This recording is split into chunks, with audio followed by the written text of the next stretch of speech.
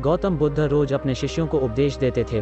बुद्ध के प्रवचन सुनने शिष्यों के साथ ही अन्य लोग भी पहुंचते थे।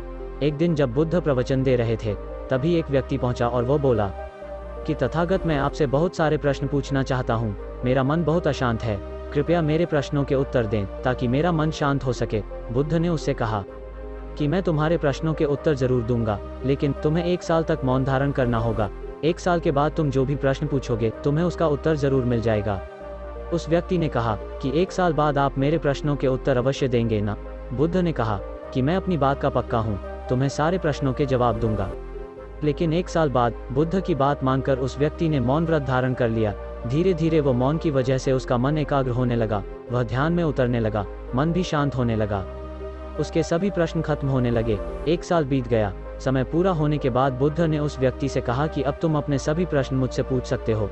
ये बात सुनकर वो व्यक्ति हंसा और कहा कि 1 साल पहले मेरे मन में कई प्रश्न थे, लेकिन अब सारे प्रश्न शांत हो गए हैं।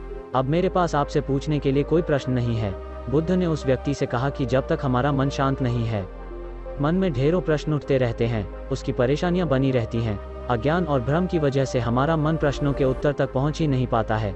कुछ समय मौन धारण करके हम हालातों को समझेंगे तो सारे प्रश्नों के उत्तर स्वयं ही मिलने लगते हैं। मन शांत हो जाता है तो सभी प्रश्न भी खत्म हो जाते हैं। सारी चीजें हम आसानी से समझने लगते हैं और जीवन में सुख शांति मिल जाती है।